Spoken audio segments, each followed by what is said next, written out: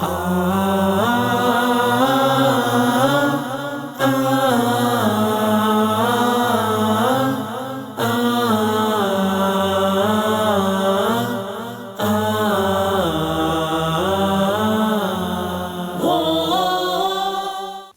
علیکم ورحمۃ اللہ وبرکاتہ۔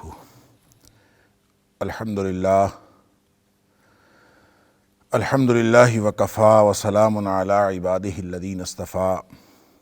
اشہد ان لا الہ الا اللہ وحدہ لا شریک لہ واشہد ان محمدا عبدہ ورسولہ صلی اللہ علیہ وآلہ وسلم۔ اللہم صلی علی محمد وعلی آل محمد کما صلیت علی ابراہیم وعلی آل ابراہیم انک حمید مجید۔ اللہم بارک علی محمد وعلی آل محمد کما بارکت علی ابراہیم وعلی آل ابراہیم انک حمید مجید۔ اما بعد فاعوذ باللہ السمیع العلیم من الشیطان الرجیم من ہمزہ ونفخہ ونفثہ۔ بسم اللہ الرحمن الرحیم۔ وجاء اخوة یوسف فدخلوا علیہ فعرفہم وہم لہ منکرون۔ اور آئے یوسف علیہ السلام کے بھائی یوسف علیہ السلام کے پاس، فدخلوا علیہ، پس وہ وہاں پہ داخل ہوئے۔ حضرت یوسف علیہ السلام نے ان کو پہچان لیا، وہم، اور وہ بھائی جو تھے، لہو منکرون، وہ اس کو پہچاننے والے نہیں تھے، یعنی انہوں نے یہ نہیں پہچانا۔ آیت نمبر 58 سورہ یوسف۔ اللہ کے فضل اور اس کی توفیق سے آج یہاں سے سبق کا آغاز ہو رہا ہے، اور آیت نمبر 57 تک جو پیچھے ہم پڑھ آئے ہیں اس میں یہ احسن القصص، یہ بہترین بیان یہاں تک پہنچا تھا کہ حضرت یوسف علیہ السلام کو اللہ تعالیٰ نے مصر کا حکمران بنا دیا، اور اس کی بھی اللہ تعالیٰ نے ایک تدبیر کی۔ جیل میں پیغام پہنچا، خواب بتانے کا، خواب بتایا، بادشاہ کا خواب تھا۔ صرف خواب کی تعبیر ہی نہیں بتائی بلکہ ساتھ ایک شاندار قسم کی جو مینجمنٹ تھی، فائنانشل مینجمنٹ، اور ایک حسن تدبیر، وہ بھی بتا دی۔ بادشاہ بہت متاثر ہوا اور اس نے حضرت یوسف علیہ السلام کو جیل سے نکالا، اور حضرت یوسف علیہ السلام نے جیل سے نکلنے سے پہلے تاریخ کا جو ریکارڈ تھا وہ درست کروایا کہ خواتین مصر کے حوالے سے کیا ہوا تھا، پہلے اس کو کلیئر کیا جائے۔ وہ بھی کلیئر ہوا، اور بعد ازاں حضرت یوسف علیہ السلام کو اس نے بلایا بادشاہ نے، اور خیال کیا کہ میں اس کو اپنے مقربین خاص اور خاص مشیر بنا لوں گا۔ لیکن جب حضرت یوسف علیہ السلام کے ساتھ گفتگو ہوئی تو وہ اس نتیجے پہ پہنچا کہ یہ تو بہت ہی اعلیٰ پائے کا انسان ہے، اس کو مشیر نہیں ہونا چاہیے بلکہ اس کو تو حکمران ہونا چاہیے۔ یوں حضرت یوسف علیہ السلام جو ہیں انہوں نے وہ قبول کر لیا حکمران بننا، لیکن اس طرح سے قبول کیا، قال اجعلنی علی خزائن الارض، مجھے زمین کے خزانوں کا مالک بنا دے۔ یعنی یہ مطلب نہیں ہے کہ وزیر خزانہ بنا دے، اس پہ بڑی تفصیل سے گفتگو گزشتہ پروگرام کے اندر، گزشتہ درس کے اندر ہو چکی، کہ یہ نہیں کہ وزیر خزانہ بنا دے، بلکہ انہوں نے پوری یعنی تمام اختیارات اپنے ہاتھ میں کر لیے۔ اللہ تعالیٰ فرماتا ہے وَكَذَلِكَ مَكَّنَّا لِيُوسُف، اس طرح سے ہم نے یوسف علیہ السلام کو جگہ دے دی، زمین میں ایک قرار دے دیا، اقتدار عطا فرما دیا، اور يَتَبَوَّأُ مِنْهَا حَيْثُ يَشَاءُ، جہاں مرضی وہ رہے، یعنی جہاں مرضی وہ ٹھکانہ پکڑے۔ نُصِيبُ بِرَحْمَتِنَا مَن نَشَاءُ، جس کو ہم چاہتے ہیں اسی طرح سے اپنی رحمت پہنچاتے ہیں۔ وَلَا نُضِيعُ أَجْرَ الْمُحْسِنِينَ، اور جو احسان کرنے والے، نیکی کرنے والے لوگ ہوتے ہیں، ہم ان کا اجر کبھی ضائع نہیں کرتے۔ وَلَأَجْرُ الْآخِرَةِ خَيْرٌ لِلَّذِينَ آمَنُوا، اور آخرت کا اجر جو ہے وہ تو بہت ہی بہترین ہے ان لوگوں کے لیے جو ایمان والے ہیں، وَكَانُوا يَتَّقُونَ، اور تقوی کی زندگی گزاریں تو ان کے لیے آخرت کا اجر بھی بہترین ہے۔ تقوی کی زندگی کیا ہے؟ کہ اللہ کی ناراضگی سے بچ کر اور اللہ کی رضامندی حاصل کرنے کی تڑپ میں زندگی گزاری جائے۔ اب یہاں تک کہانی پہنچنے کے بعد یہاں پہ ایک بہت بڑا تاریخی گیپ ہے، زمانی ایک بعد ہے اس کے اور اگلے فقرے کے درمیان۔ اگلا فقرہ یہ ہے کہ وَجَاءَ إِخْوَةُ يُوسُفَ فَدَخَلُوا عَلَيْهِ فَعَرَفَهُمْ وَهُمْ لَهُ مُنْكِرُونَ، یوسف علیہ السلام کے پاس ان کے بھائی آئے اور وہاں آ کے پہنچے، ان کے پاس آمنا سامنا ہوا، تو حضرت یوسف علیہ السلام نے اپنے بھائیوں کو پہچان لیا، لیکن بھائی پہچان نہیں سکے۔ ظاہر ہے بھائی کیسے پہچانتے کہ وہ تو کنویں میں پھینک آئے تھے، لیکن حضرت یوسف علیہ السلام کو تو پتہ تھا کہ یہ کنعان سے آنے والا ایک قافلہ ہے، اور اس میں انہوں نے پہچان لیا۔ اب یہ واقعہ کب ہوا اور کتنے عرصے بعد ہوا؟ میں نے عرض کیا کہ اس میں زمانی بعد ہے۔ کتنا بعد ہے؟ تو کم و بیش اس میں یعنی حضرت یوسف علیہ السلام کے اقتدار پر متمکن ہونے کے بعد کم از کم 10 سال کا فرق ہے یا 9 سال کا فرق ہے، اس لیے کہ 7 سال تو وہ ہیں جس میں خوب فراوانی ہونی تھی خواب کی تعبیر کے مطابق، اور اسی میں 7 سالوں میں غلہ جمع کیا جانا تھا، سٹوریج کی جانی تھی، مینیج کیا جانا تھا، اور پھر اگلے 7 سال قحط کے آئے۔ جب قحط کے 7 سال بھی شروع ہو گئے اور پھر ارد گرد کے علاقوں میں بھی یہ اطلاعات پہنچ گئیں کہ حضرت یوسف علیہ السلام یعنی جو مصر کا بادشاہ ہے وہ غلہ دے رہا ہے، غلہ بیچ رہا ہے، فروخت کر رہا ہے، اس کے پاس غلے کے بہت بڑے سٹور ہیں، تو یہ اطلاع جب کنعان پہنچی ہے، فلسطین پہنچی ہے، تو پھر وہاں سے حضرت یعقوب علیہ السلام نے اپنے بیٹوں کو بھیجا ہے کہ وہ جائیں اور جا کے وہاں سے غلہ لے آئیں، اور وہ اپنے جو بھی ان کے پاس جمع پونجی تھی اس کو لے کے آئے، اور آ کے انہوں نے وہ غلہ گویا خریدنا تھا، اس لیے وہ آئے۔ اب یہ 1 سال بعد ہوا، 2 سال بعد ہوا ہے، ظاہر ہے اس وقت یہ کوئی انٹرنیٹ کا اور کمیونیکیشن کا یہ سسٹم تو نہیں تھا کہ فوراً اطلاع پہنچ جاتی کہ وہاں غلہ تقسیم ہو رہا ہے، تو کتنے عرصے بعد اطلاع پہنچی ہوگی، کتنے عرصے بعد یہ قحط کے اثرات وہاں پہنچے ہوں گے، اور پھر کتنے عرصے بعد ان کو یہ خبر ملی ہوگی کہ مصر کے اندر غلہ مل رہا ہے تو وہ وہاں گئے ہوں گے۔ تو اس کا مطلب یہ ہے کہ کم از کم 8 سے 10 سال کا یہاں پہ اس کہانی میں گیپ ہے۔ تو اللہ تعالیٰ فرماتا ہے کہ وَجَاءَ إِخْوَةُ یوسف، وہ پھر بھائی جو ہیں وہ سارے کے سارے، چونکہ 10 بھائی تھے تو وہ اکٹھے جب وہاں پہ آئے تو یوسف علیہ السلام نے فوراً پہچان لیا کہ یہ میرے بھائی ہیں، اور ان کو یہ بھی معلوم تھا کہ کنعان سے آئے ہیں، لیکن ان کو کیا معلوم کہ ہم جس کو کنویں میں پھینک آئے ہیں ہمارے سامنے جو بادشاہ ہے وہی ہے، اس لیے وہ نہیں پہچان سکے۔ وَلَمَّا جَهَّزَهُمْ بِجَهَازِهِمْ، جب ان کو تیار کر دیا، بِجَهَازِهِمْ ان کا جو بھی سامان سفر تھا وہ تیار کر دیا، قَالَ أَتُونِي بِأَخٍ لَكُمْ، تو ساتھ یہ فرمایا، حضرت یوسف علیہ السلام نے ان سے کہا کہ اپنے بھائی کو لے کے آنا، من ابیکم، جو تمہارا باپ کی طرف سے بھائی ہے، یعنی علاتی بھائی۔ تو حضرت یوسف علیہ السلام کو کیسے پتہ چلا کہ بھائی، اس سے مراد وہ بنیامین ہے جو 11واں بھائی تھا حضرت یوسف علیہ السلام کا، جو ماں کی طرف سے حقیقی بھائی تھا حضرت یوسف علیہ السلام کا، لیکن ان باقی بھائیوں کے ساتھ ان کا وہی رشتہ تھا جو حضرت یوسف علیہ السلام کے ساتھ، یعنی حضرت یوسف علیہ السلام اور حضرت بنیامین یہ دونوں ایک ہی ماں سے تھے، اور باقی 10 جو تھے وہ کسی دوسری ماں سے، یا 3 ایک روایت کے مطابق 3 مائیں تھیں ان کی، یا ایک ہی ماں تھی۔ تو بہرحال وہ 10 ایک جتھا الگ تھے جنہوں نے پوری سکیم بنائی تھی پہلے بھی، اور ان کا جو حسد کا معاملہ تھا حضرت یوسف علیہ السلام کے ساتھ اس کا تذکرہ بھی پہلے ہو چکا۔ تو اب حضرت بنیامین جو تھے، جو چھوٹے بھی تھے اور حضرت یوسف علیہ السلام کے سگے بھائی بھی تھے، ان کو حضرت یعقوب علیہ السلام نے اپنے پاس رکھ لیا تھا، باقی 10 آئے تھے۔ اب حضرت یوسف علیہ السلام کو کیسے پتہ چلا، یعنی کس طرح سے گفتگو ہوئی اور ان کو کہا اپنے بھائی کو لے آئیں؟ جب انہوں نے پہچان لیا کہ یہ میرے بھائی ہیں، تو اب یہ تو نہیں ہے کہ ان کو یہ نہیں پتا تھا کہ میرا بھائی ایک پیچھے بھی ہے، ان کو تو معلوم تھا، لیکن ان کے ساتھ گفتگو میں تعارف حاصل کرتے ہوئے پوچھ لیا ہوگا کہ تمہارا کوئی اور بھی بھائی ہے۔ ایک تو یہ ہو سکتا ہے، دوسرا یہ کہ چونکہ غلہ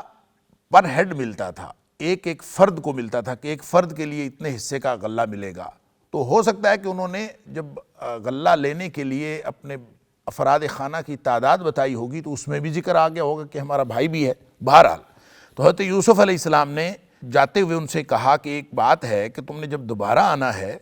تو اپنے اس بھائی کو بھی لے کے آنا جو تمہارا علاتی بھائی ہے۔ علاتی بھائی سے مراد جو باپ کی طرف سے تمہارا بھائی ہے، بِأَخٍ لَكُمْ، جو تمہارا بھائی ہے، من ابیکم، تمہارے باپ کی طرف سے۔ الا ترون، کیا تم دیکھتے نہیں، انی اوفی الکیل، کہ میں ناپ پورا دیتا ہوں، یعنی پورا تول کے دیتا ہوں، تم دیکھ نہیں رہے، اور وانا خیر المنزلین، اور یہ بھی کہ میں بہت اچھا میزبانی کرنے والا ہوں، یعنی میزبانی کرنے والوں میں سے بہت اچھا، یعنی تم یہاں آئے ہو، میں نے تمہاری اچھی میزبانی بھی کی ہے، اور پھر ناپ تول بھی پورا، یعنی تمہیں غلہ بھی دیا ہے، تو تم گویا اپنے بھائی کو لے کے آؤ گے تو تمہیں میں پھر دوبارہ اسی طرح سے اچھی میزبانی بھی کروں گا اور تمہیں غلہ بھی دوں گا، یعنی یہ ترغیب دلائی کہ تم اپنے بھائی کو لے کے آنا۔ فَإِن لَمْ تَأْتُونِي بِهِ، پھر اگر تم نہیں لے کے آؤ گے اس کو میرے پاس، فَلَا كَيْلَ لَكُمْ، تو پھر یاد رکھو کوئی وزن نہیں دوں گا تمہیں، کوئی یعنی ناپ تمہارے لیے نہیں ہے، فلا کیل لکم، تو تمہارے لیے کوئی ناپ پیمانہ نہیں ہوگا، یعنی غلہ میں نے کوئی نہیں دینا تمہیں،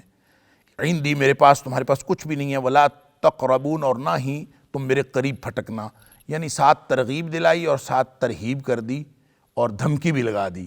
اور گویا انشور کیا کہ یہ ضرور اپنے بھائی کو لے کے آئیں کہ میں اگر تم آئندہ آؤ گے اپنے بھائی کو لیے بغیر تو میں تمہیں غلہ نہیں دوں گا۔ قالوا، انہوں نے کہا، سنراود عنہ اباہ،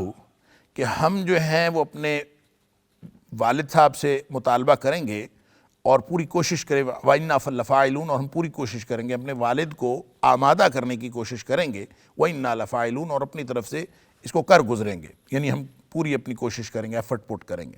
وَقَالَ لِفِتْيَانِهِ جَعَلُوا بِضَاعَتَهُمْ فِي رِحَالِهِمْ لَعَلَّهُمْ يَعْرِفُونَهَا إِذَا انقَلَبُوا إِلَىٰ أَهْلِهِمْ لَعَلَّهُمْ يَرْجِعُونَ۔ اور حضرت یوسف علیہ السلام نے اپنے جوانوں سے کہا، یعنی جو خدام وہاں پہ کام کر رہے تھے، اپنے ملازم اور خادم، ان سے کہا، اجعلوا بضاعتہم، ان کی جو پونجی ہے وہ رکھ دو، فی رحالہم، ان کے کجاموں میں، ان کے بوروں کے اندر۔ رحال کا مطلب وہ کجاوا یا بورا جس میں غلہ ڈالنا تھا، تو اسی میں ان کی گویا پونجی بھی رکھ دو جس کو وہ لے کے آئے تھے غلہ خریدنے کے لیے۔ یہ بدعہ جو ہے یہ بدعن سے ہے، اور بدعن کیا ہے؟ بادع یبدع سے ہے۔ کہتے ہیں کہ بادع کا لفظی معنی ہوتا ہے کاٹنا، اور اسی سے بدعن ہے،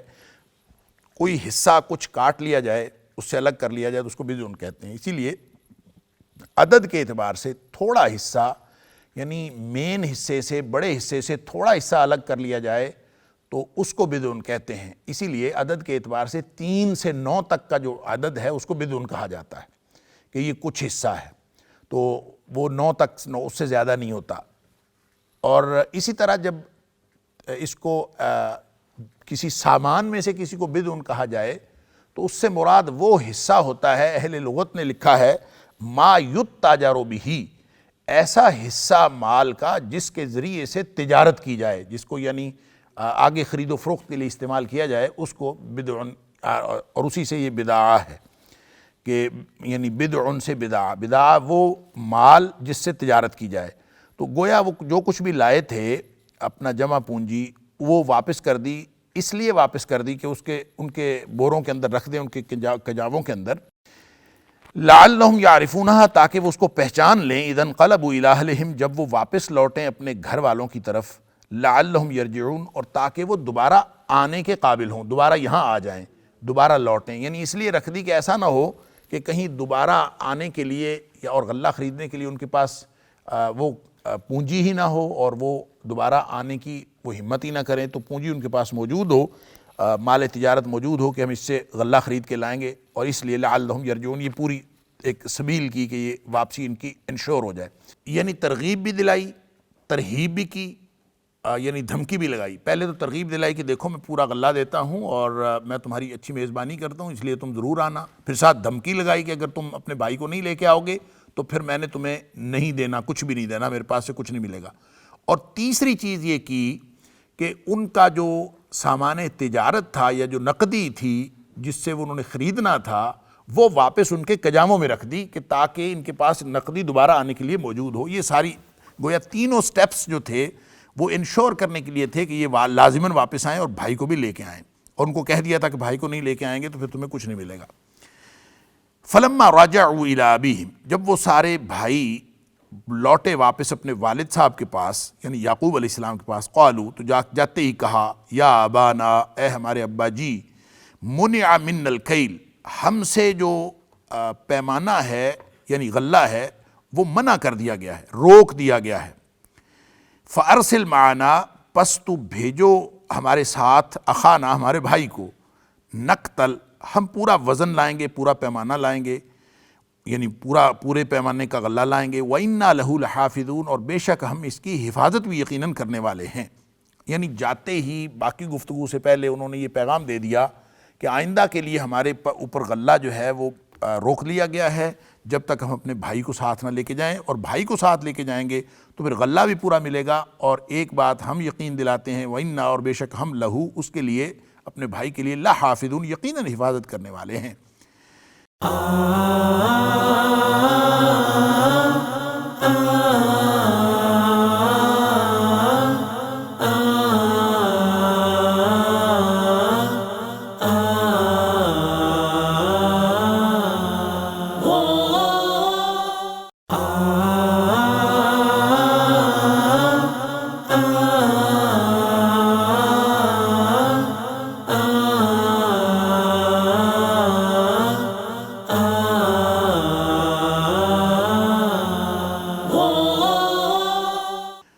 اور یہ وہی بات تھی جو یوسف علیہ السلام کے وقت بھی انہوں نے کہی تھی کہ ہم یوسف علیہ السلام کی حفاظت کریں گے، ہم اتنا بڑا جتھا ہے، ہم کیسے حفاظت نہیں کر سکتے۔ قالا،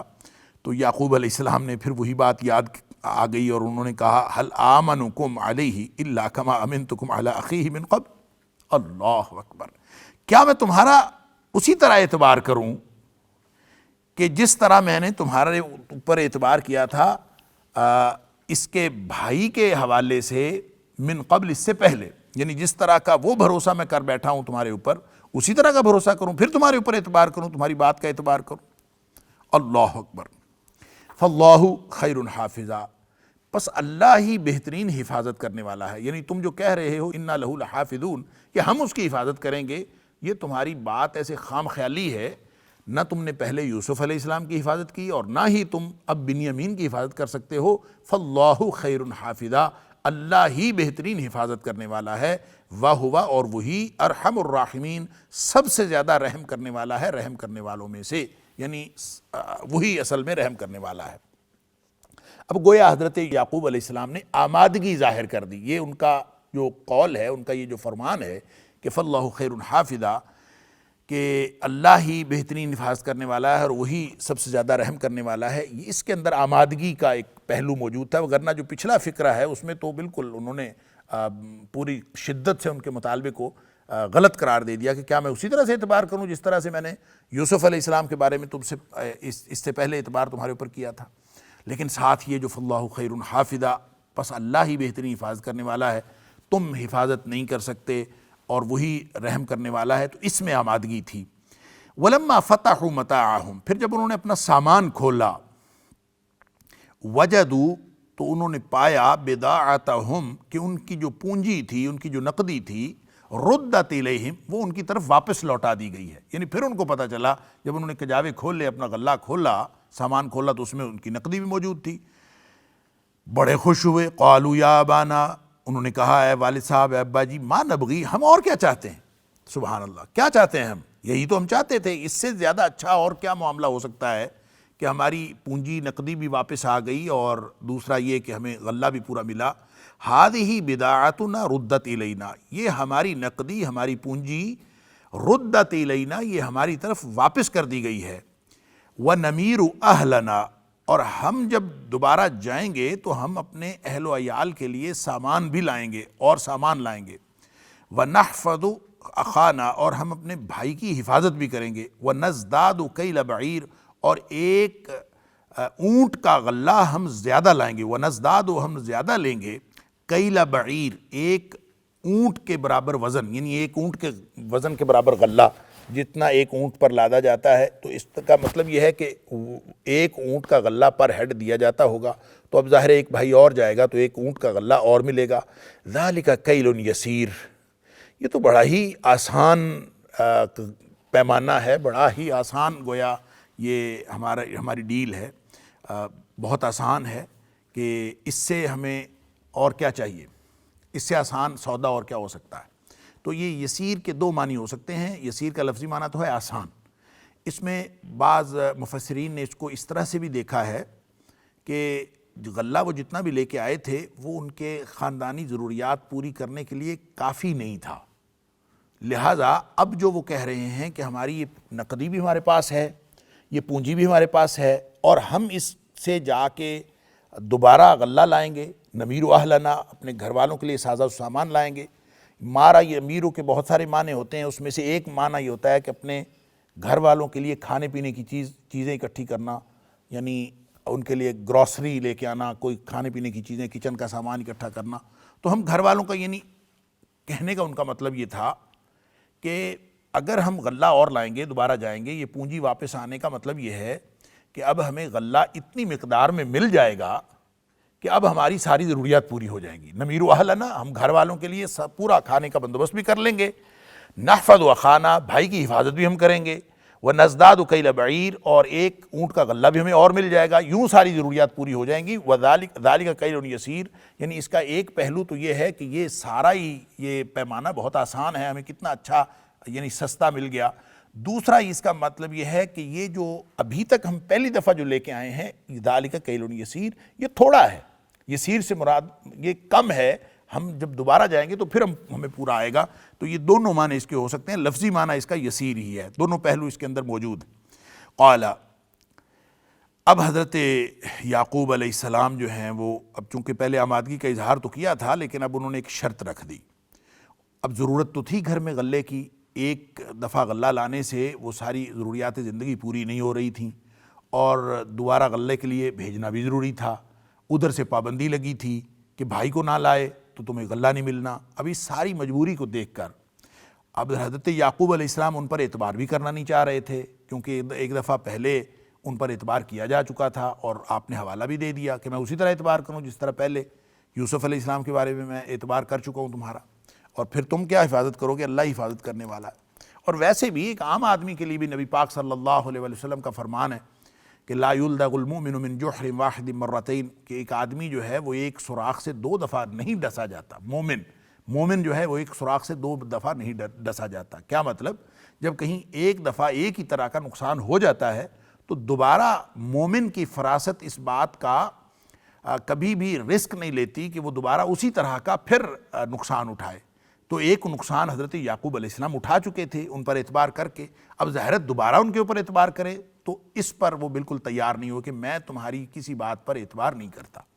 البتہ اللہ حفاظت کرنے والا ہے، مجبوری ہے، بھیجنا ہے، اللہ ہی حفاظت کرے گا، لیکن تم ایک کام کرو، شرط ہے کہ تم میرے پاس اللہ کی قسم اٹھا کے مجھے وعدہ دو کہ تم اس کی حفاظت کرو گے۔ لن ارسلہ، ہرگز میں اس کو تمہارے ساتھ نہیں بھیجوں گا، معاکم تمہارے ساتھ، حتیٰ یہاں تک کہ تم سب مجھے دو، موثقاً وعدہ دو، پختہ عہد دو، من اللہ، اللہ کی طرف سے، یعنی اللہ کی قسم اٹھا کے مجھ سے وعدہ کرو، لتأتوننی بہ، کہ تم لازماً اس کو میرے ساتھ میرے پاس واپس لاؤ گے، الا مگر ان یحاط بکم، تم اگر سب کہیں گھیر لیے جاؤ، یہ گرفتار ہو جاؤ سب کے سب تو پھر تو اور بات ہے، تم یعنی بے بس کر دیے جاؤ، گھیر لیے جاؤ تو اور بات ہے، لیکن اگر تم میں سے ایک بھی بچتا ہے تو تم یہ وعدہ کرو کہ تم جان بوجھ کر اس کو چھوڑ کر نہیں آؤ گے، ہر صورت میں میرے پاس واپس لاؤ گے، اور یہ وعدہ اللہ کی قسم اٹھا کے کہو، موثقا من اللہ، یہ اگر مجھ سے دے دو گے تو پھر میں بھیج دوں گا، وگرنہ میں نے کوئی نہیں بھیجنا۔ فلما آتوہ، اللہ اکبر، جب انہوں نے دے دیا موثقہم، اپنا عہد، اس کو دے دیا، کس کو؟ یعقوب علیہ السلام کو۔ قال اللہ علی ما نقول وکیل، تو انہوں نے کہہ دیا کہ اللہ ہی اس پر جو ہم کہہ رہے ہیں اس پر گواہ اور نگہبان اللہ ہی ہے، یعنی اللہ کے سپرد کر دیا سارا معاملہ۔ اب دیکھیں یہاں اللہ ہی ضامن ہے، اللہ ہی ہمارا گواہ ہے، اللہ ہی ہمارا نگہبان ہے، تو یہ معاملہ پورے کا پورا انہوں نے اللہ کے سپرد کر دیا، اور یہ سمجھ لیا کہ یہ بچے میرے، یہ تو پہلے بھی گڑبڑ کر کے آئے ہیں، اور یہ یوسف علیہ السلام کو پہلے بھی گواہ آئے تھے، اب بنیامین کو لے کے جا رہے ہیں، تو ان پر بھروسہ نہیں کیا جا سکتا، البتہ اللہ پر بھروسہ کیا جا سکتا ہے۔ ظاہری وسائل جتنے تھے وہ استعمال کر لیے، قسم بھی ان سے لے لی، لیکن معاملہ اللہ کے سپرد کیا، اور اس کے علاوہ اور کوئی حل ہی نہیں تھا۔ اور اللہ کے بندے جب بھی کرتے ہیں، اور یہ ہمیشہ یعنی حضرت یعقوب علیہ السلام کا یہ کردار ہمیشہ تک کے لیے ایک یعنی ایک اسوہ ہے ہمارے لیے، اور پیغام ہے اس میں کہ جب بھی کوئی موقع ہو تو معاملہ اللہ کے سپرد کرنا چاہیے، اور اللہ کے سپرد جب انسان معاملہ کر دیتا ہے تو بظاہر نقصان بھی ہو جائے تو جس کا ضامن اللہ ہوتا ہے وہ الٹیمیٹلی کبھی نقصان نہیں دیتا۔ اب دیکھیں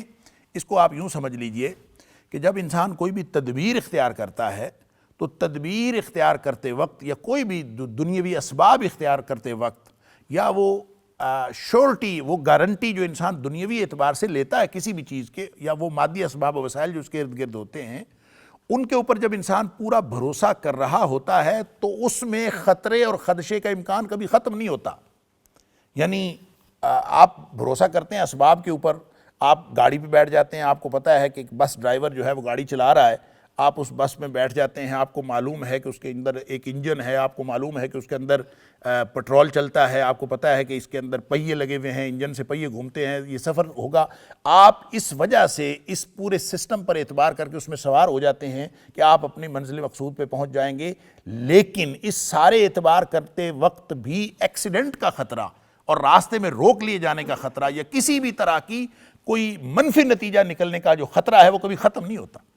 آپ ہوائی جہاز پہ بیٹھ جاتے ہیں، آپ کو اعتماد ہے سائنسدانوں کے بنائے ہوئے اس ہوائی جہاز پر کہ جب اس کو پائلٹ اڑائے گا، ایک پائلٹ جو ہے اکیلا بیٹھا اس کو اڑا لیتا ہے، آپ کو پتہ ہے کہ یہ ایک سسٹم ہے، ایک پورا نظام بنا ہوا ہے، سائنس کا ایک نظام ہے، اس کے تحت یہ جہاز اڑے گا، ایک خاص جگہ پہ مجھے پہنچا دے گا، یہ پورا اعتماد ہے۔ لیکن اس میں خطرہ ختم نہیں ہوتا کہ فلائٹ کریش بھی ہو سکتی ہے، جہاز گر سکتا ہے، کچھ بھی مسئلہ ہو سکتا ہے، خراب ہو سکتا ہے، یہ امکانات جو خطرے کے ہیں وہ کبھی ختم نہیں ہوتے۔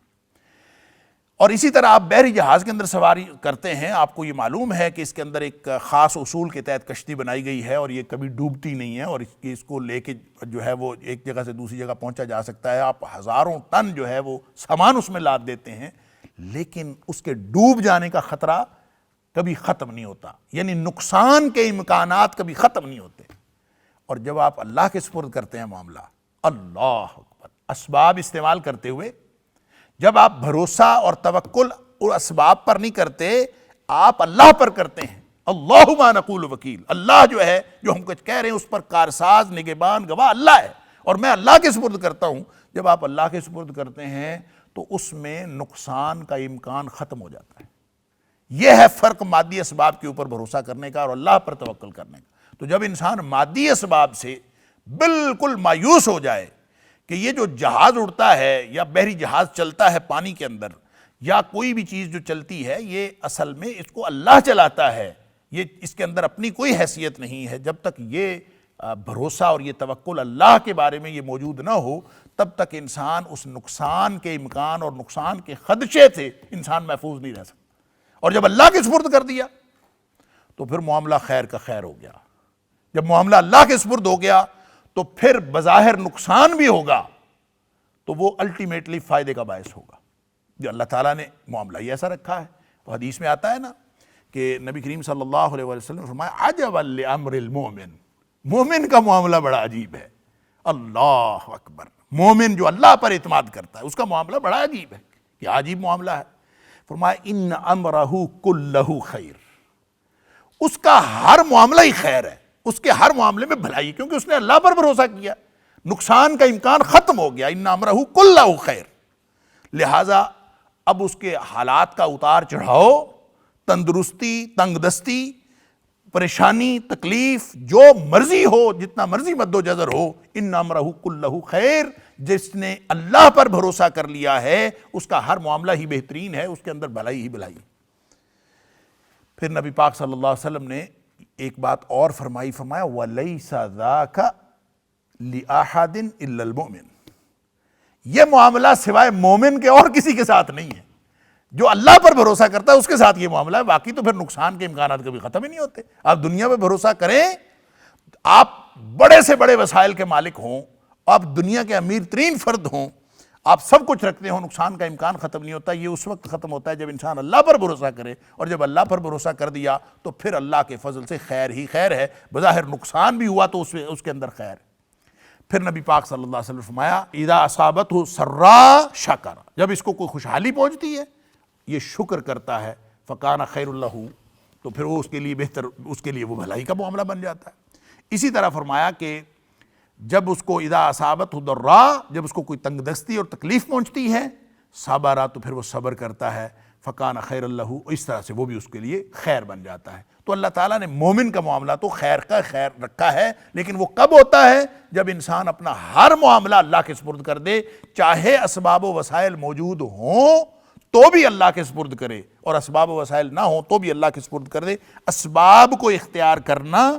تدبیر کرنا، یہ مسبب الاسباب کا حکم ہے۔ اس کا حکم ہے کہ آپ نے اسباب اختیار کرنے ہیں، اسباب اختیار کر لیے، قسم لے لی، سب کچھ لے لیا، لیکن کیا کہا؟ اللہ علی ما نقول وکیل، اللہ ہی اس سب پر کارساز ہے ہمارا۔ وقال یا بنی، اور کہا ہے میرے بیٹو، لا تدخلوا من باب واحد، تم نے وہاں جا کے اب یہ دیکھیں تدبیر و تقدیر کا یہاں پہ بھی ایک بڑا شاندار سبحان اللہ ایک نبی کے منہ سے کیا نکل رہا ہے اور اللہ تعالیٰ ہمیں کیا سمجھا رہا ہے.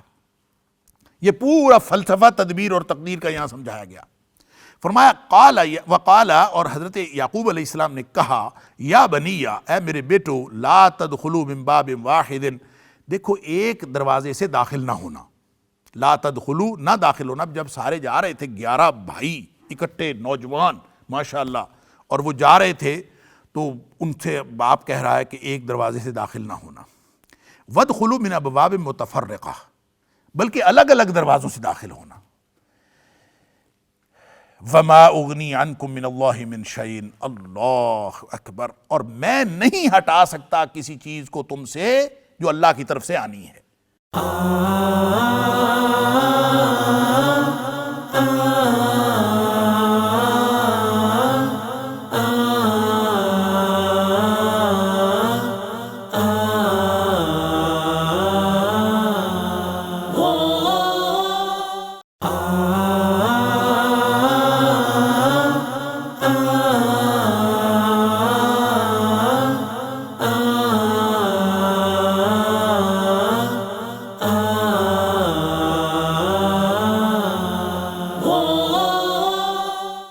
شیئن، کچھ بھی. اب 7 تدبیر بتائی جا رہی کہ دروازے ایک سے داخل نہیں ہونا، مختلف دروازوں سے داخل ہو. 7 کہا کہ میری اس تدبیر سے فرق کوئی نہیں پڑے گا، اگر اللہ کی طرف سے کوئی آنی ہے تو وہ آ کر رہے گی. وما اغنی عنکم من اللہ من شیء، اللہ کے مقابلے میں میں تمہیں کوئی فائدہ نہیں دے سکتا، میں کسی چیز کو ہٹا نہیں سکتا. ان الحکم الا للہ، اصل حکم تو صرف اللہ کا ہے. کوئی حکم نہیں چلتا، کوئی فیصلہ نہیں چلتا سوائے اللہ کے، کوئی کسی کا فیصلہ نہیں چلتا. علیہ توکلت، میں بھروسہ اس تدبیر پر نہیں کر رہا جو میں تمہیں کہہ رہا ہوں کہ مختلف دروازوں سے داخل ہونا، اس پر نہیں میرا بھروسہ، میرا بھروسہ اللہ پر ہے. وعلیہ توکلت، اللہ پر میرا بھروسہ ہے. وعلیہ فلیتوکل المتوکلون، اور اگر بھروسہ کرنا ہو تو بھروسہ کرنے والوں کو بھروسہ تو صرف اللہ پر کرنا چاہیے. یعنی اور کوئی چیز ہے بھروسہ کرنے والی سوائے اللہ کے، اور کوئی کسی کو پر بھروسہ کیا جا سکتا ہی نہیں. کیونکہ جیسے میں نے عرض کیا، خدشات، نقصان، اس کے امکانات کبھی ختم نہیں ہوتے، اور امکان ختم ہوتا ہے جب اللہ پر انسان بھروسہ کرتا ہے. اب حضرت یعقوب علیہ السلام ایک تو ان کو یہ تدبیر بتا رہے ہیں کہ مختلف دروازوں سے داخل ہونا ہے، ایک دروازے سے نہ جانا. اب 11 اکٹھے بھائی داخل ہوں گے تو ان کے دل میں کیا تھا، آگے بھی اللہ تعالیٰ نے اگلی آیت میں بھی ذکر کیا ہے کہ وہ پھر الگ الگ دروازوں سے داخل ہوئے اور انہوں نے یعقوب علیہ السلام کی بات کو پورا کیا جو ان کے دل میں تھی.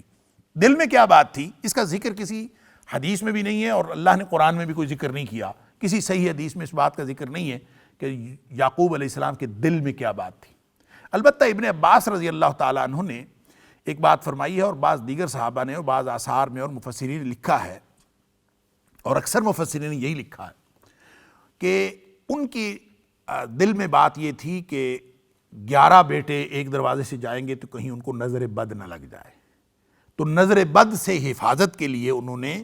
اپنی طرف سے ایک تدبیر کی کہ تم الگ الگ دروازوں سے داخل ہونا. اکٹھے داخل ہوگے تو ساری دنیا دیکھے گی 11 بھائی ایک جیسے ماشاءاللہ جوان، تو کہیں ان کو کسی کی نظر بد نہ لگ جائے. اب نظر بد لگ سکتی ہے، حدیث کے اندر آتا ہے، صحیح حدیث کے اندر نبی کریم صلی اللہ علیہ وسلم نے فرمایا العین حق، جو نظر کا لگ جانا، نظر بد کا لگ جانا، یہ حق ہے اور یہ لگ سکتی ہے. اور اس پر نبی کریم صلی اللہ علیہ وسلم مختلف حدیث ہیں. آپ نے یہ بھی فرمایا کہ کوئی چیز اگر تقدیر پر سبقت لے جانے والی ہوتی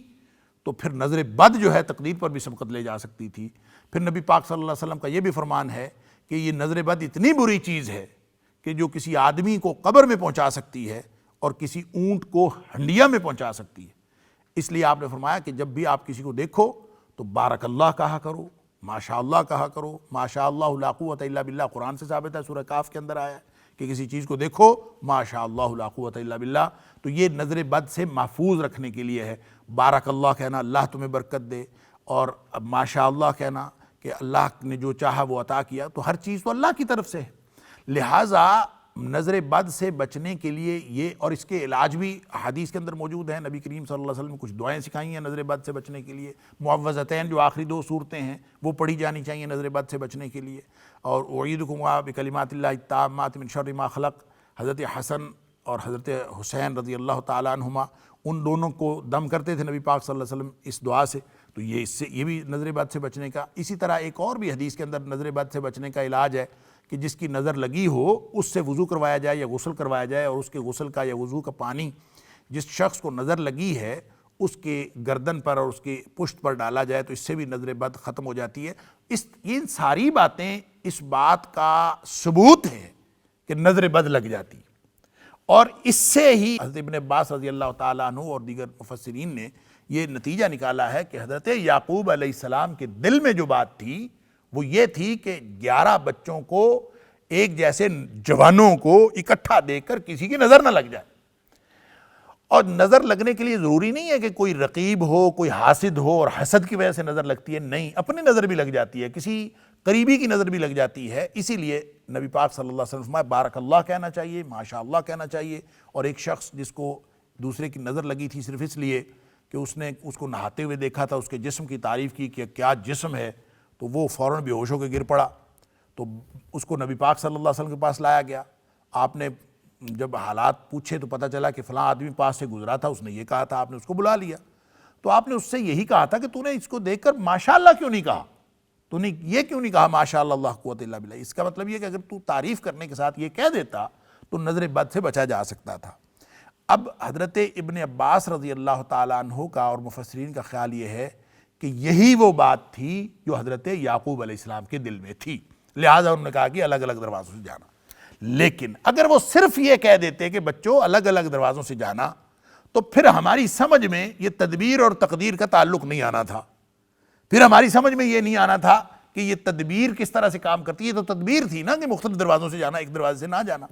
ساتھ فرما دیا کہ یہ تدبیر کوئی فائدہ نہیں دے گی تمہیں، وَمَا أُغْنِي عَنْكُم مِّنَ اللَّهِ مِن شَيْءٍ، میں کوئی فائدہ تمہارا کر نہیں سکتا ذرہ بھر بھی، اس لیے کہ جو اللہ کی طرف سے ہونا ہے وہ ہو کے رہنا ہے۔ ان الحکم الا للہ، اللہ ہی کا حکم اور اللہ ہی کا فیصلہ چلتا ہے۔ یعنی ساتھ یہ بات سمجھا دی کہ میری تدبیر تمہارے لیے کوئی کسی بھی قسم کا فائدہ نہیں دے سکتی، فائدہ اسی وقت ہوگا کہ جب اللہ تعالیٰ تمہارا فائدہ کرنا چاہے گا۔ تو مطلب اس کا یہ ہے کہ سبب استعمال کرتے ہوئے، تدبیر استعمال کرتے ہوئے جو نگاہ ہے وہ مسبب الاسباب پر رہے، نگاہ مسبب الاسباب پر رہے۔ اسباب اختیار کرنا فرض ہے، اس لیے کہ مسبب الاسباب نے اسباب دیے ہی اس لیے ہیں تاکہ ان کو استعمال کیا جائے۔ اور جب انسان دیکھیں اکثر لوگ یک رخے ہوتے ہیں، یک رخے اس اعتبار سے کہ کچھ لوگ ہیں جو صرف تدبیر پر اعتبار کرتے ہیں، ان کے ہاں توکل کوئی نہیں ہے۔ کچھ لوگ ایسے ہیں جو صرف توکل کی بات کرتے ہیں اور تدبیر ان کے ہاں کوئی حیثیت نہیں رکھتی۔ لہٰذا یہ کہنا کہ صرف تدبیر کرنا ہے، توکل نہیں کرنا، یہ کفریہ بات ہے، الہاد کی بات ہے۔ اور یہ کرنا کہ صرف توکل کرنا ہے، تدبیر نہیں کرنا، یہ بے عقلی کی بات ہے اور اللہ کے حکم کے اور نبی پاک صلی اللہ علیہ وسلم کی سنت کے خلاف ہے۔ نبی کریم صلی اللہ علیہ وسلم نے فرمایا پہلے گھٹنا باندھو پھر اللہ پر توکل کرو۔ کہ بدو نے کہا تھا کہ میں نے اپنا اونٹ اللہ کے بھروسے پہ چھوڑ دیا ہے، فرمایا نہیں، اس طرح نہیں، تدبیر پہلے اختیار کرو، پہلے جا کے گھٹنا باندھو پھر اللہ پر توکل کرو۔ اب وہی بات انہوں نے ساتھ تو کہہ دیا تدبیر کرو، اور ساتھ یہ حقیقت سمجھا دی کہ بھروسہ تدبیر پر نہیں کرنا، بھروسہ اللہ پر کرنا ہے۔ اور یہ تدبیر بتا کے بھی کہ مختلف دروازوں سے جاؤ، میں تمہارا فائدہ کچھ نہیں کر سکتا، میں تو اللہ پر بھروسہ کرتا ہوں، کام تو وہی ہوگا، ان الحکم الا للہ، جو اللہ چاہے گا، فیصلہ سوائے اللہ کے اور کچھ نہیں ہو سکتا، اللہ کے حکم ہی چلتا ہے۔ اللہ اکبر۔ اور تدبیر جو اختیار کرنی ہے اس کا مطلب یہ ہے کہ صرف اللہ کے حکم کو ماننا ہے۔ وَلَمَّا دَخَلُوا مِنْ حَيْثُ أَمَرَهُمْ أَبُوهُمْ، اور جب وہ جا کے داخل ہوئے اور اسی طرح داخل ہوئے جس طرح ان کے والد صاحب نے کہا تھا، یعنی کیا مطلب، الگ الگ دروازوں سے داخل ہوئے۔ اور پھر اللہ تعالیٰ یہاں پھر ایک دفعہ وہ بات واضح کرتا ہے کہ صرف تدبیر نہیں، مَا كَانَ يُغْنِي عَنْهُمْ مِنَ اللَّهِ مِنْ شَيْءٍ، قطعاً اس کو یہ تدبیر فائدہ نہیں دے سکتی تھی اور نہ فائدہ دیا۔ من اللہ من شیء، اللہ کی طرف سے یہ اللہ کے مقابلے میں کچھ بھی یہ فائدہ نہیں دے سکتی تھی، حکم تو اللہ کا چلتا ہے۔ یہ تو یعقوب علیہ السلام کے دل کی ایک بات تھی جس کو انہوں نے پورا کیا، اور اس علاوہ ازیں اس میں کچھ بھی نہیں تھا۔ جو حضرت یعقوب علیہ السلام نے اپنے دل کی ایک بات پوری کی، اس کو اظہار کر دیا اور انہوں نے اس کو پورا کر دیا، وگرنہ اس کا ہونے نہ ہونے سے کوئی فرق نہیں پڑتا، یعنی معاملہ اللہ کے ہاتھ میں ہے، مسبب الاسباب میں۔ لہٰذا انسان کو تدبیر اور تقدیر دونوں کو اپنے ذہن میں رکھنا چاہیے، اور یہ رکھنا چاہیے کہ معاملہ ہر چیز ہوگی تو وہ جو اللہ نے منظور کی ہے، جو اللہ کو منظور ہے وہی ہوگا، جو اللہ چاہے گا وہی ہوگا، حکم اسی کا چلتا ہے،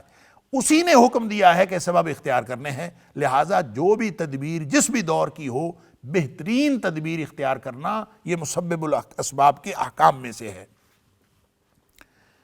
اب یہ جو بات پوری اللہ تعالیٰ نے پچھلی آیت میں بھی اور اس آیت میں بھی کہ دروازے سے داخل ہونا ہے، بات چھوٹی سی ہے لیکن یہاں پورا فلسفہ سمجھایا ہے،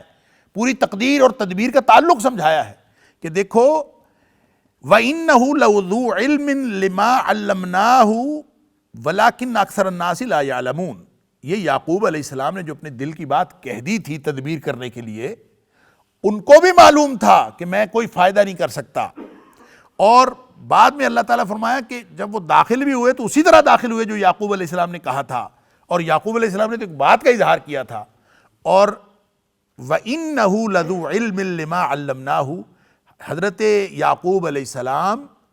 علم والے تھے جن کو ہم نے علم سکھایا تھا،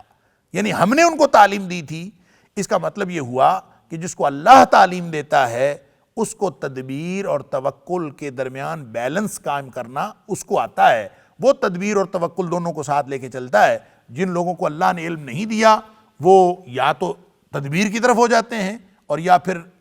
جو عقل کو استعمال نہیں کرتے وہ صرف توکل کی بات کرتے ہیں، اور وہ تدبیر اور اسباب اور وسائل ان کو اختیار کرنے کے بالکل قائل نہیں ہوتے۔ یہ دونوں باتیں اس علم کے خلاف ہیں جو اللہ تعالیٰ نے یعقوب علیہ السلام کو دیا تھا۔ اللہ تعالیٰ فرماتا ہے وَإِنَّهُ لَذُو عِلْمٍ لِمَا عَلَّمْنَاهُ، چونکہ حضرت یعقوب علیہ السلام کے پاس تو وہ علم تھا، وہ اس علم والا تھا جو ہم نے ان کو سکھایا تھا۔ وَلَكِنَّ أَكْثَرَ النَّاسِ لَا يَعْلَمُونَ، اکثریت لوگوں کی اس بات کو نہیں جانتی، اور وہ یک رخے ہو جاتے ہیں، کوئی ادھر ہو جاتا ہے کوئی ادھر ہو جاتا ہے۔ لہٰذا آج کل بھی بہت شور مچا ہوا ہے تدبیر کا اور توکل کا، اور بہت سارے لوگ بلکہ اکثریت جو اس وقت جو وبا پھیلی ہوئی ہے، اکثریت اس وبا کے بارے میں جو تدبیر ہی تدبیر بتاتی ہے، توکل کا تو کہیں نام ہی نہیں ہے، کسی پالیسی میں توکل کا تو ذکر ہی نہیں۔ اب یہاں یہ ہے کہ دو دفعہ ذکر ہوا دروازے سے داخل ہونے کا، ایک دفعہ حضرت یعقوب علیہ السلام کہہ رہے ہیں اور دوسری دفعہ ہو رہا ہے، تو دونوں دفعہ اللہ تعالیٰ نے اس کو ساتھ واضح کیا کہ اس کا فائدہ کوئی نہیں ہے۔ تدبیر کا فائدہ اس وقت ہوتا ہے جب اللہ چاہے، تدبیر کے اندر تاثیر کون رکھتا ہے؟ اللہ اس کے اندر تاثیر پیدا کرتا ہے۔ لہٰذا تدبیر اختیار کرتے وقت، سبب اختیار کرتے وقت توجہ، دھیان اور توکل مسبب الاسباب پر ہو، یہ ہے اصل بات۔ اور اگر لوگ یہ نہیں کرتے تو اللہ تعالیٰ فرماتا ہے وَلَكِنَّ أَكْثَرَ النَّاسِ لَا يَعْلَمُونَ۔ اب ایک طرف جو ہے وہ ان لوگوں کی بھرمار ہے جو تدبیریں، آپ اگر اس وقت سوشل میڈیا اور مین اسٹریم میڈیا پہ چلے جائیں تو اللہ تعالیٰ معاف کرے، اتنی زیادہ تدبیریں کہ بندہ پریشان ہو جائے، اور دوسری طرف چند لوگ ایسے بھی ملتے ہیں کہ جو کہتے ہیں کہ توکل ہی اختیار کرنا چاہیے اور تدبیر اختیار کرنے کی کوئی ضرورت نہیں ہے۔ یہ وہ دونوں باتیں ہیں جس کے بارے میں اللہ تعالیٰ فرما رہا ہے وَلَكِنَّ أَكْثَرَ النَّاسِ لَا يَعْلَمُونَ، لوگوں کی اکثریت اس کو نہیں جانتی اور تدبیر اور توکل کے تعلق کو نہیں جانتی۔ لہٰذا تدبیر توکل کے خلاف نہیں ہے، بلکہ توکل ہوتا ہی تب ہے، مسبب الاسباب کا حکم ہے کہ تدبیر اختیار کرو اور پوری تدبیر اختیار کرو، اور پوری تدبیر اختیار کر کے پھر اس کا جو اس کی تاثیر ہے وہ مسبب الاسباب کے سپرد کر دینا، اس کا نام توکل ہے۔ وہ کسی نے کہا تھا کہ توکل اس کو کہتے ہیں کہ خنجر تیز رکھ اپنا،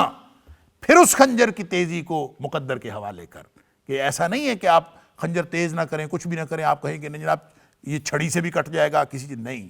خنجر بھی لینا ہے، تیز بھی کرنا ہے، پوری محنت کرنی ہے، اور پھر اس تیزی کو اللہ کے سپرد کرنا ہے۔ جب انسان اس طرح کی تدبیر اور توکل کا تعلق سمجھے تو یہ ہے وہ اصل میں بیلنسڈ اور متوازن تصور جو اللہ تعالیٰ یہاں سمجھا رہا ہے حضرت یعقوب علیہ السلام کے حوالے سے کہ وَإِنَّهُ لَذُو عِلْمٍ لِمَا عَلَّمْنَاهُ۔ یہ بات تدبیر اور توکل والی حضرت یعقوب علیہ السلام کو اس لیے معلوم تھی کہ یہ علم ہم نے ان کو دیا تھا۔ وَلَكِنَّ أَكْثَرَ النَّاسِ لَا يَعْلَمُونَ، اکثریت لوگوں کی اس بات کو نہیں جانتی کہ معاملہ اصل میں کیا ہے۔